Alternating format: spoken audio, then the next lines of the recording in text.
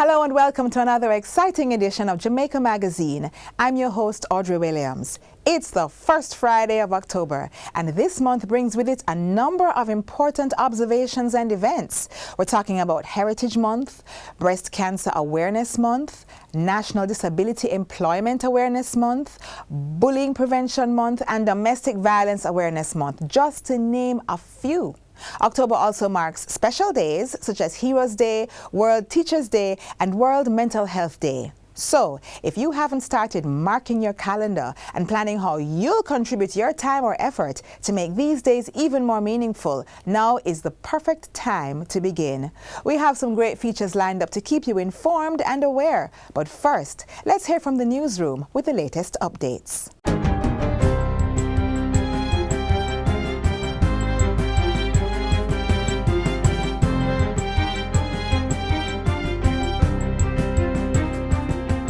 Good day, I'm Jobertha Atkinson, and this is your JIS News for Friday, October 3, 2025. The Ministry of Health and Wellness is reporting an increase in the demand for mental health services since the launch of its Mental Health and Suicide Prevention Helpline 888 New Life. While specific numbers for overall access are not readily available, the ministry says 2,944 calls were received in 2024, a 69.8% increase from 888 calls received in 2019.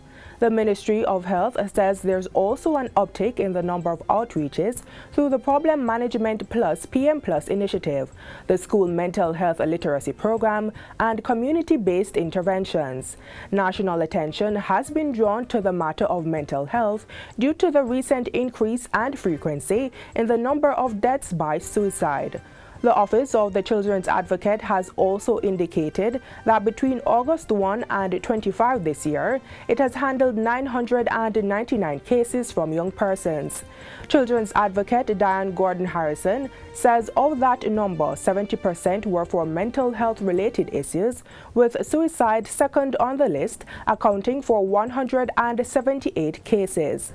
Addressing the matter, Minister of Education, Skills, Youth and Information, Dr. Dana Morris-Dixon, is urging persons to use the various helplines that are available. There are Jamaicans who are struggling with their mental health for whatever reason, and it's okay. And there is help. There are hotlines that we have. There are people who are going to take your call, that are going to treat it seriously. Don't suffer alone. For support, persons can reach out to the Mental Health and Suicide Prevention Helpline at 888 New Life. That's 888-639-5433. Young people can text the word support to the U-Report chat line 876-838-4897 or at U-Report Jamaica on Instagram or Facebook Messenger. There's also the Problem Management Plus PM Plus initiative, the School Mental Health Literacy Program, and community-based interventions. The Jamaica Constabulary Force JCF has strengthened its capacity to deal with domestic violence through a partnership with the United Nations Population Fund, UNFPA. The three-day training program held recently involved center managers and liaison officers of the JCF's Domestic Violence Intervention Unit. The sessions addressed key areas such as the domestic violence policy, standard operating procedures, the influence of social media on domestic violence, and the critical role of mental health in addressing domestic violence. Head of the JCF's Domestic Violence Intervention Program, Deputy Superintendent of Police Jacqueline Dillon, told JIS News that the organization remains committed to leveraging strategic partnerships to strengthen the team's competencies and support both personal and professional growth. The program really is a refresher for them, as well as a wellness program. And it is geared towards refreshing their memory about what it is that they ought to be doing. Whether there are gaps in whatever they were doing, we try to ensure that we bring them up to speed where that is concerned. And then we look at their own mental state to deal with other issues that may come to them from time to time. Meanwhile, sub-officer in charge of the unit, Detective Sergeant Damian Hammond, reaffirmed that help is available and encouraged persons to report cases of domestic abuse.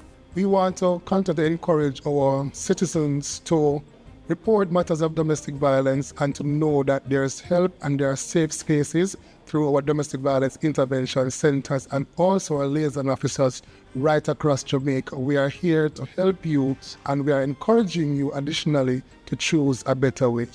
In other news, the Caribbean Telecommunications Union, CTU, is now part of the United Nations 50 in 5 campaign, which aims to advance the implementation of digital public infrastructure DPI in 50 countries within 5 years. The CTU's nomination was accepted at the recently concluded United Nations 80th General Assembly in New York. Jamaica is also a participant in this campaign, leveraging the CTU and its regional partnerships to accelerate its digital transformation.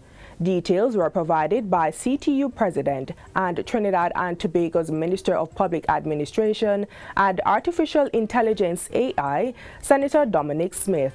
He was speaking at the launch of the CTU ICT Week 2025 press briefing earlier this week. We are working with our Jamaican counterparts who are also part of that fold to build a secure, interoperable digital public infrastructure that connects citizens to services, businesses to markets, and of course, governments to people. Senator Smith said the CTU has been pivotal in its strategic role in the development of conversations and policy prescriptions surrounding ICT in the Caribbean space, particularly as it relates to small island developing states, SIDS. This is not just a talk shop. This is where we as leaders really shape how the Caribbean positions itself in a rapidly evolving digital era. One defined by transformation, trust, and shared responsibility. Also coming out of ICT Week, Minister of Efficiency, Innovation and Digital Transformation, Ambassador Audrey Marks, says her background as an entrepreneur in Jamaica has strengthened her drive to modernize and streamline government processes. Ambassador Marks said digital transformation is not merely a goal, but an essential engine for greater productivity. She outlined several initiatives designed to boost efficiency across the public sector through the Streamlining Processes for Efficiency and Economic Development SPEED program. SPEED is about cutting red tape, eliminating unnecessary bureaucracy, and making it easier for citizens and businesses to interact with government. It was born out of a simple but powerful idea. If government can move faster, then so will companies, investors, and innovators. Ambassador Marks added that the government is also focused on creating a more seamless digital experience for Jamaicans. We'll also be doing digital services so citizens can apply, pay, and track online anytime, anywhere. We'll be standardizing and connecting agencies so people no longer face the run around government, and create fast-track channels to strategic investments while maintaining transparency and accountability. And all of this will be powered in partnership with the ICT Authority. ICT Week 2025 is being staged by the Caribbean Telecommunications Union under the theme Driving Change, Connecting Futures. The Jamaica Urban Transit Company, JUTC, has officially launched its new Rural Express routes, offering rural commuters a more comfortable and convenient travel option. The premium service was rolled out on Wednesday and provides express connections from Kingston to Ocho Rios, Montego Bay, Negril, Mandeville, and Maypen. To mark the launch, JUTC introduced an introductory fare of $2,000 per trip for the long-haul routes, while the Maypen service will cost $1,500 per trip. Portfolio Minister Darrell Vaz says the service operates 6 days a week with morning and evening departures. It's a good initiative because obviously it's an expansion of the JUTC service outside of the ATMR. So that's very, very attractive. But most importantly, it's giving options to the rural citizens across Jamaica, similar to that of the school bus, giving them opportunities, making sure that they can get a safe, reliable, affordable mode of transportation. Minister Vaz also reassured the public that buses for people with disabilities are included in the fleet, noting that government policy requires 10% of new buses to be accessible. And finally, 48 senior citizens have successfully graduated from a digital literacy program hosted by the National Council for Senior Citizens and the Heart NSTA Trust. The initiative, which was launched in January 2025, is also in collaboration with the Ministry of Labor and Social Security. The 8-week course equipped the elders with basic competencies in computer operations, internet use, mobile devices, and troubleshooting. The graduates also received the City and Guilds certification in ICT efficiency. Acknowledging the achievement, Portfolio Minister Pernell Charles Jr. reaffirmed the government's commitment to digital inclusion. The government remains committed to digital inclusion, expanded training, improving connectivity, supporting initiatives, ensuring that our seniors are advanced and not left behind. And I'm so proud of what we're doing here today. And I want to encourage all of the seniors listening to feverishly explore the opportunities to become a part of this program and others. Executive Director of the National Council for Senior Citizens, Cassandra Morrison, also commended the graduates for their achievement. On behalf of the Council, I salute your dedication and encourage you to keep exploring, keep learning, and to lead by example. Encourage your peers who may not be as bold as you are. The initiative forms part of the government's wider efforts to bridge the digital divide and promote active aging. And that's it for JIS News Today. I'm Jabertha Atkinson. Thanks for watching.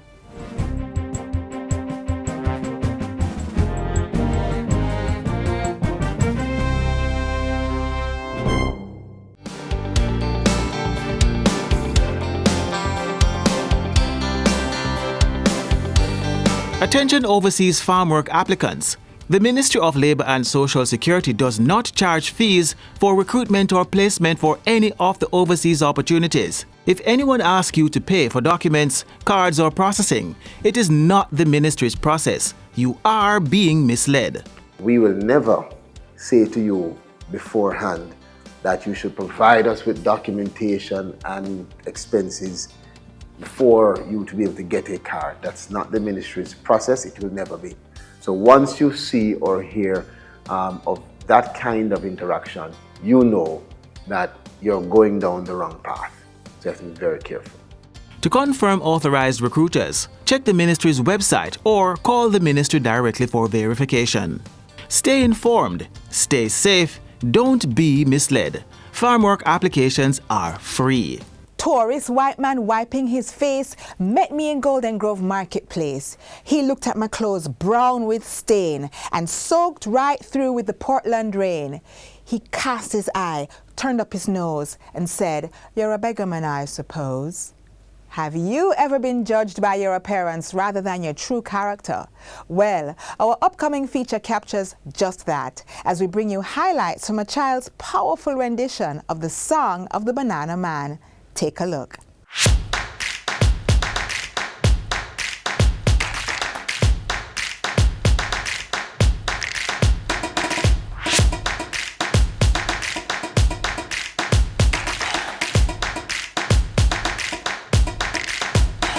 My name is Tengyu Pringle. The name of my piece was The Banana Song. It was written by Evan Jones. Tourist white man wiping his face met me in Golden Grove Marketplace. He looked at my old clothes, brown with stain and soaked right through with the Portland rain. He cast his eyes, turned up his nose. He says, "You are a beggar, I suppose. Boy, get some occupation. Be of some value to your nation." I said,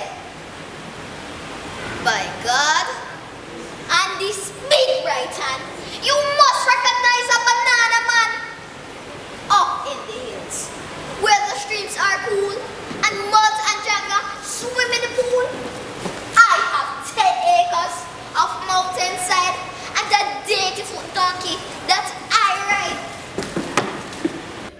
was trying to tell people that it doesn't matter how you look, it doesn't matter what they think. You should not judge someone on how they look, or just get to know them and understand them.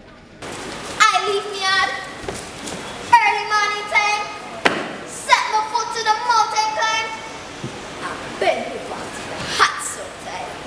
Cutlass rings and stony side, plugging and beating, dipping and planting, till master sun drop, jolly promoting. Then home again in cool evening time, perhaps whistling this little rhyme. Praise God and my big right hand, I will live and die a banana man. I think it is very important for others to not judge others. So when you see these old clothes, brown with stain, and soaked right through with the pool and rain, don't you see I? Now turn up your nose. Don't judge a man by his magic clothes. I am a strong man. I am a proud man. I'm free. Free as these mountains. Free as the sea. I know myself and I know my ways. And will sing with pride to the end of my days. Yes, by God, and this big right hand, I will live and die a banana man. It was very nerve-wracking. I think I did great.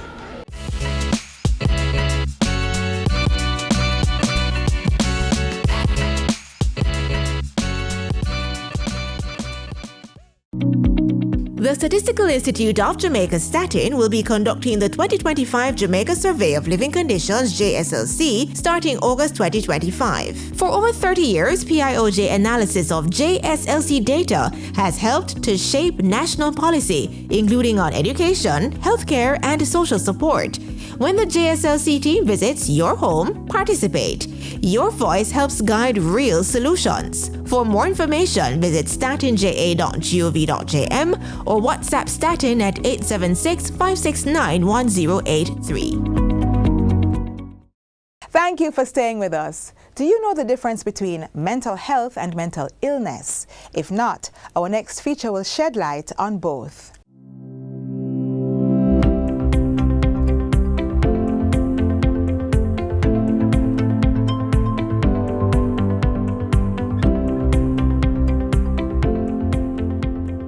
Mental health and mental illness are related, but at the same time, distinct concepts. Mental health is an umbrella term that's used a lot that encompasses mental health and well-being and mental illness, but they're actually two different concepts.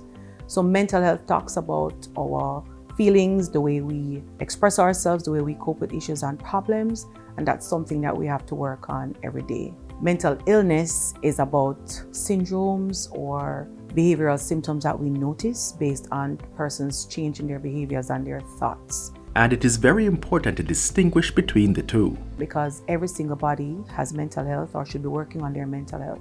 Not everybody will be diagnosed with a mental illness, and the way in which we approach, if we recognize that we're mentally unhealthy or if we're looking at being diagnosed with a mental illness, is very different. It is also important to note that one can occur without the other. So for instance, if you realize that life is coming at you with several things and you're feeling very stressed, you're not managing or not coping, the things you may notice, for instance, would be maybe you're not sleeping well, or some people actually sleep too much, or we stress eat, or we lose our appetites, or we find ourselves not necessarily enjoying anything anymore. That doesn't mean you have a mental illness. We have several kinds of mental illnesses, and then those have their own presenting symptoms. So you can be mentally unhealthy without a mental illness, and somebody who has a mental illness and is cooperating in their recovery and treatment can be mentally healthy. Another myth being debunked about those with mental illnesses, but there are others which present a threat and prolong stigmas. Most common one I would say is that people assume if you have a mental illness that you are no longer a contributing productive member of society. That's not true. The next one would be that there's no way to treat and or cure. That's also not necessarily true. And I would say the last one is, I think people assume if you talk about it, you're going to catch it. That's also not true. These stigmas contribute to people not seeking the necessary help to aid them in living a full life despite their mental state. This is one of the challenges that we have, whether it's mental health or mental illness. People don't necessarily like to go and get help for anything that says mental. But if we're looking for some signs, I would say if you're mentally unhealthy and you've tried relaxation techniques, you've tried the self-care, you've tried stress management and it's not working, that would be a great time to get some professional help to help you get your mental health back. If we're talking about mental illnesses, any sign or symptom that you're displaying, so if persons are not being rational when they speak or how they think, not caring for their hygiene or things like that we notice, then we need a professional because you need to be assessed, to be diagnosed, and then you need treatment. So that definitely requires you to get help, and if a person has suicidal thoughts, that's what we call a psychiatric emergency. That one needs professional help right away. There are mental health clinics in all our parishes. We have a suicide line and a mental health line at the Ministry of Health and Wellness, and they also have an email address. We have Family Life Ministries that offers counseling. We have Rise Life, and they offer specific help for suicide and substance abuse. We have the women's centers who have opened places for women who are being abused. And we have UNICEF has a WhatsApp number that helps adolescents up to young adults. And the last thing that we've had, somebody in Jamaica has created an app called Let's Talk About It. The proper help can only come through understanding the difference and knowing where to turn for help. What's the last thing that you did for your mental health? Something that makes you feel relaxed and de-stressed. And the other thing I'd say for mental illness is get the information and be in the know. It may not be you, but it could be somebody you know, and you may need to help them.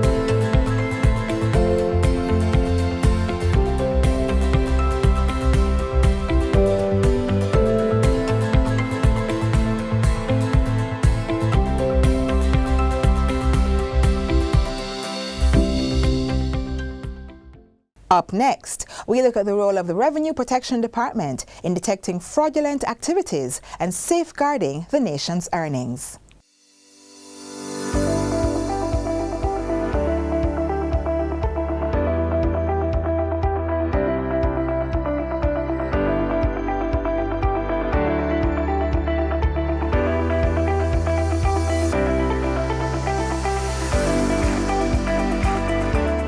The Revenue Protection Department was established primarily to address what was perceived to be rampant fraud and corruption at the Jamaica Customs Agency. The Commissioner of Revenue Protection shall be responsible for the general administration of the Revenue Protection Department and shall have such functions relating to revenue protection as may be assigned to him by the Revenue Administration Act. Did you know your money could be funding criminal enterprises and activities? Hi, I'm Shaquille Rochester Shorter and welcome to Finance Matters. Joining us today is the Commissioner of the Revenue Protection Department, Mr. Cranston Morgan. Remember to like, share, and subscribe to our YouTube channel.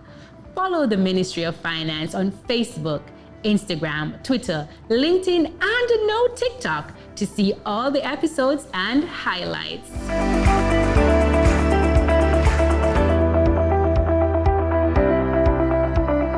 Mr. Morgan, thank you for joining us on our program today. But before we dive into things, I want you to tell us about the role and function of the Revenue Protection Department. Well, first of all, thank you for having me. It's a pleasure being here. The role and functions of the Revenue Protection Department are set out in Section 6 of the Revenue Administration Act. There are three main things: to lead investigations into fraud and corruption against the revenue, to assist other departments, revenue departments, in doing these investigations, and assist in implementing programs that will deter or detect fraud or corruption. So, Mr. Morgan, I hear you talking about investigating, assisting, deterring people from doing fraudulent activities. Right. But tell us, what is the RPD doing really, like a real life scenario, to protect the country's revenue? Okay, so we take a multifaceted approach to protecting the revenue. Okay. There are many things that we are involved in, and I'll go through a few. There's education. where we go to the revenue agencies and we make presentations on ethics, on the work of the RPD, and how as frontline employees, they can be protectors of the revenue themselves. So like you go to customs? Yes, Where mostly tax administration. Okay, as of late. We've been to other entities as well. Okay. For example, the Ministry of National Security. So that's education. We do vetting or background checks for prospective or current employees of the revenue services and other entities. For example, Betting, Gaming and Lotteries Commission, we've done for them. We've done for Students' Loan Bureau. We do it for the Accountant General's Department and the Ministry of Finance itself. Okay, so that's how you're protecting, those are some of the measures. Yes, there are other ways, but yes, those are. That you're protecting the country's revenue. Right. Tell us about a major bust that you've experienced in your time as a commissioner.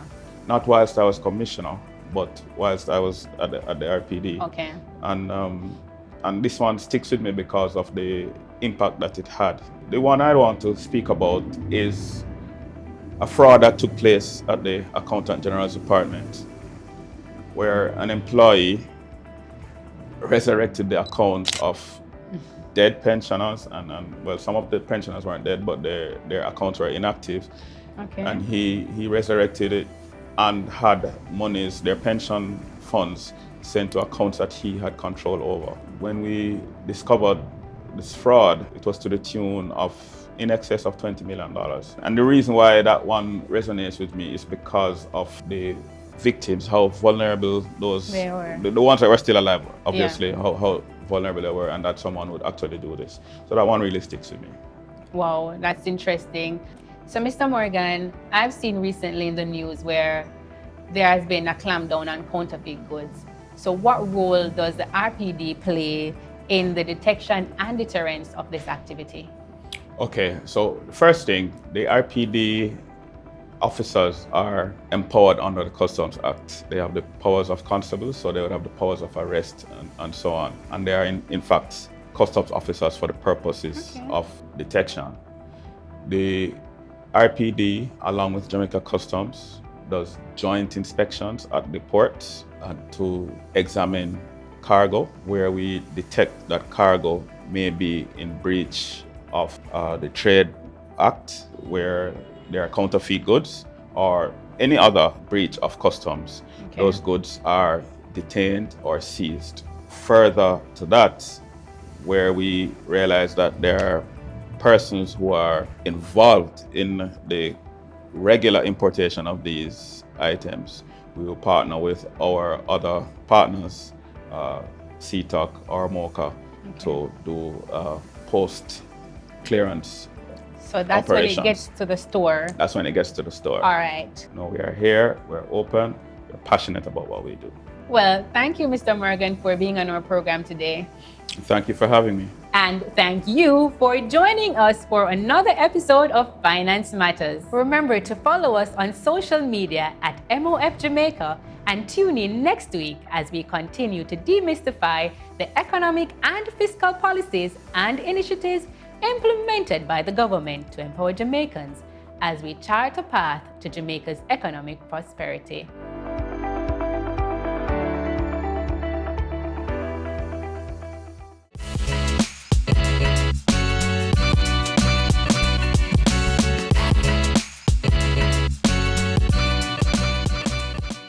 That brings us to the end of today's program. I trust you've been informed and inspired by our offerings.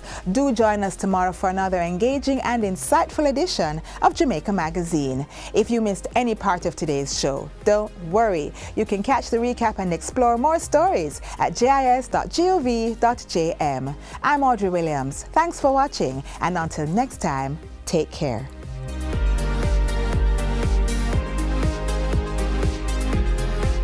This has been a production of the Jamaica Information Service, the voice of Jamaica.